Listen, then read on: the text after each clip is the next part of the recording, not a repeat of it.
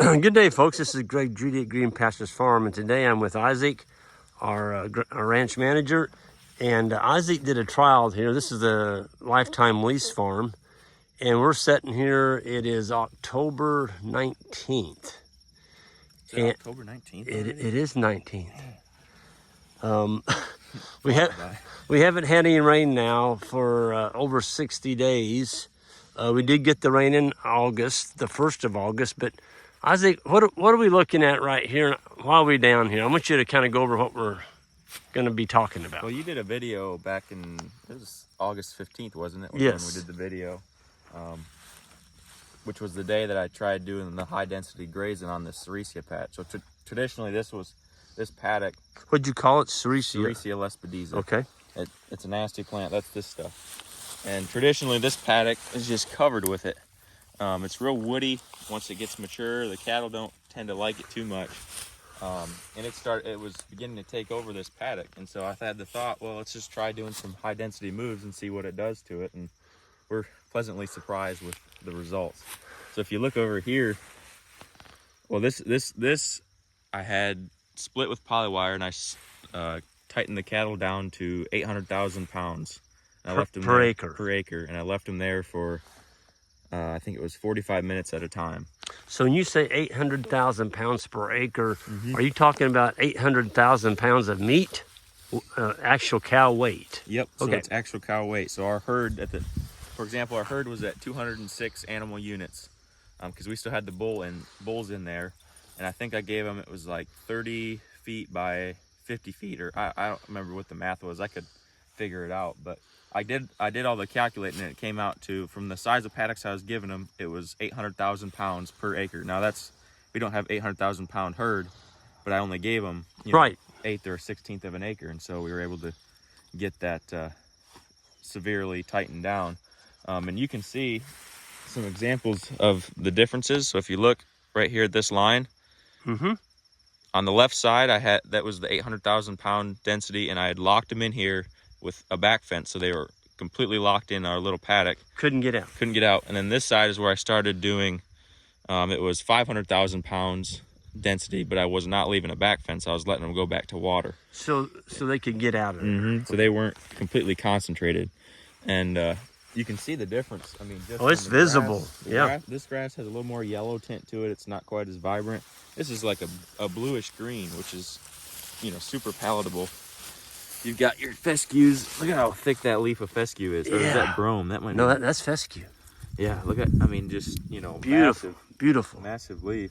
There's a lot of different diversity coming up. This is an ironweed that got trampled. And so it's starting to, it's equal with the grass. I got one question. Where did all the sericea lespedeza go?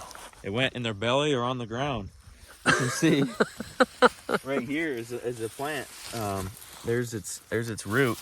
It was probably trampled, and it's trying to come back. See that? Yeah. It's coming back, but it can't. It's level with this grass, and this grass is beginning to choke it out too. That one died. It's died from probably getting trampled. See, they grazed some of it, but a lot of it just got trampled on the ground. There's a stalk of one that got. They ate it. Disappeared. Here's this is all, they leveled it to that. Actually, this is those burrs. They even ate that. Yeah. But there wasn't anything in here that didn't get trampled on. Pretty much. And we could go over here. The first paddock we turned them into, they just sprinted back and forth. It was early in the morning, and they leveled it completely. Yeah, let's go over there. Well, so we didn't use any spray. Nope. Didn't use any glyphosate. Now, Isaac, it did take some management. You stayed out here all day long. All day long. Moved them 15 times during the day. 15 times. So, my gosh, look at this grass. So you can see the line right here too. There's a green patch. Let's see, right there. That's dark or lighter green than this. This is didn't quite get the density that left side did. But then if you look over here, in the first paddock we gave them, you don't see a single plant of sericea. Oh my gosh. Look at that. You can see right where the line is. Look at that. It's just solid fescue and orchard grass. Are you sure you didn't mow this off? Well, the cattle did. They came down They came sprinting to this side. They all piled up, and they turned around, came running back up to the other side about 3 or 4 times, and then they started bawling at us.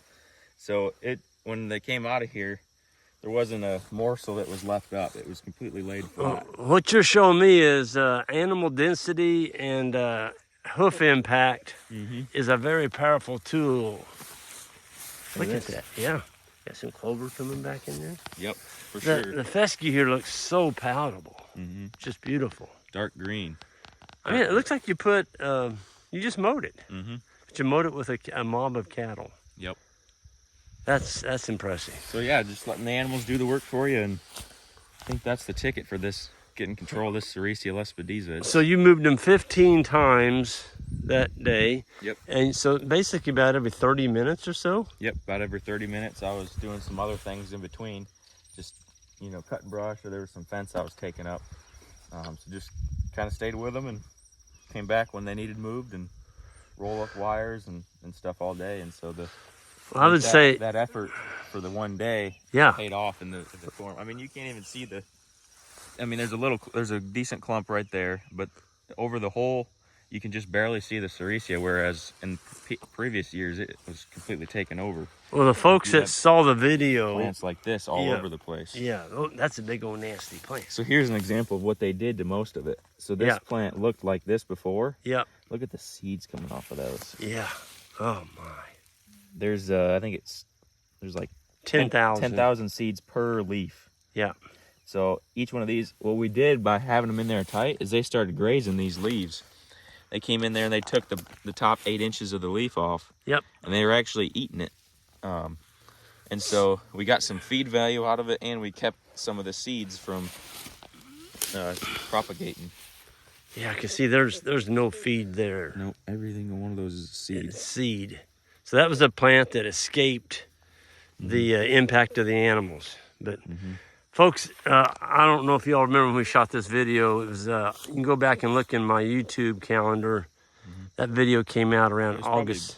Like a week or so after, so probably like August 20th. August 20th, yeah. So, folks, this is solid. This was just solid. Sericea lespedeza. And now we got fescue coming up, and it's, this we got winter stockpile. We got winter stockpile growing in here. Yep. So if we can do this every summer to each sericea patch and just focus on getting the density on it, we'll be able to whip it, or at least keep it under control. Absolutely. And I think another benefit to doing the high density, they were forced to eat some of that sericea, and we noticed later on in the rotation they went and they ate sericea like it was a normal plant, which is in the past they never ate it, probably because they didn't know what it was. But by training them to eat it, they kind of developed a taste for it and went after it. They started eating it. So yeah, that may be another benefit too, that they help control it in the future. They know what it is, and it is a legume. Yep. The people down in Texas feed it to their goats, and it's real good for goats. They actually use it as a wormer. Yeah. It's got real high tannin level in it. And the tannins help offset the endophyte in the fescue. And so there's a reason, they can self-select that, and it helps medicate them for the right. The fescue toxicity. Isaac, let's walk up there on that knoll and just look over and give us a bird's eye view. Yep. Where we didn't get quite as much density, but folks, it's hard to walk through here. There's a ton of clover. There's a ton of clover coming up. That's awesome. Look at that orchard grass. Yeah, beautiful. All right. Wet with dew. Yeah. We just haven't had any rain to speak of. Well, we didn't. Little showers, but we haven't had any measurable rain. Nothing that mouse. And Isaac, you were saying this morning, you showed me the drought monitor. For this area. We're right on the border of a D3. We're in a D2 right now. And D4 is the worst. So D0 is no drought. D1 is abnormally dry. D2 is like very dry. D3 is severely dry, and D4 is like extremely dry, or something. It's something like that. But we're in the second, right on the border of the third. Well, why do we have so much grass here? That's what I was thinking about, is we have quite a bit. We've been able to, when we did get that rain in August, everything that was left behind, we'd left enough leaf litter that the whole farm exploded from that. I think it was about 8 inches in the span of 2 weeks or something like that. Right. which that's the biggest rain we've had all year, even since January. And so the grass capitalized on that moisture, and everything that dropped, pretty much everything that dropped was captured and grew grass for us. And now still with management, we're able to manage it out even further. So I don't know. I think it's the proof is in the pudding. So yeah. What do you say to people say this doesn't work? Come out and see it. I mean, you know, we're not trying to hide anything.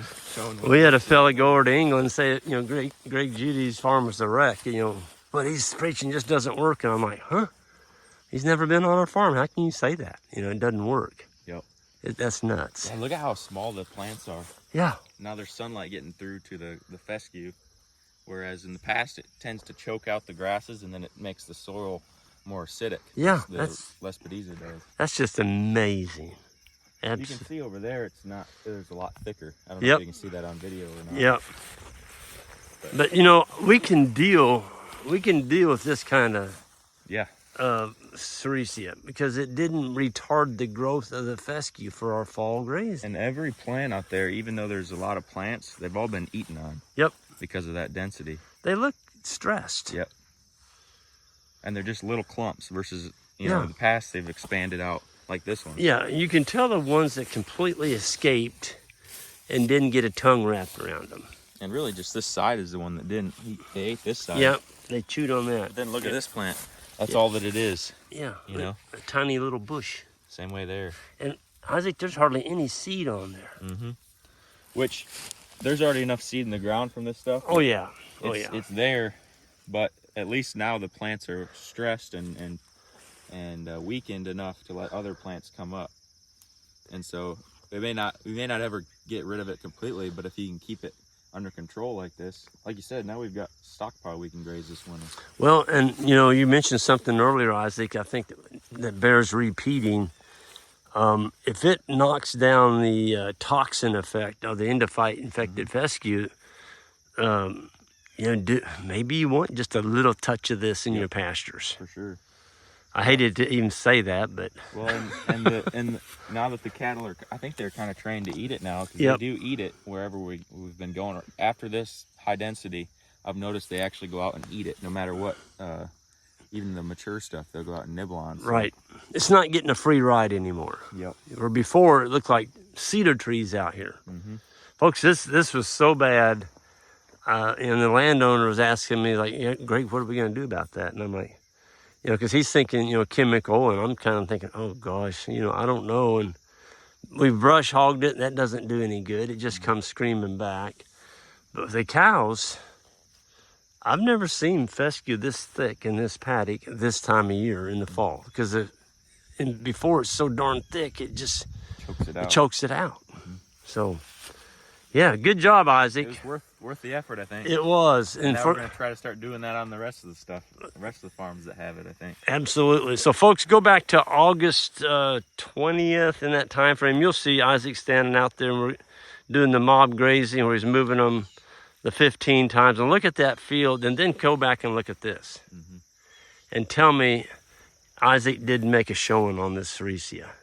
He certainly did, and he didn't have to fire up a brush hog or a tractor. He didn't have to go get glyphosate. And so we've kept all of our soil biology intact.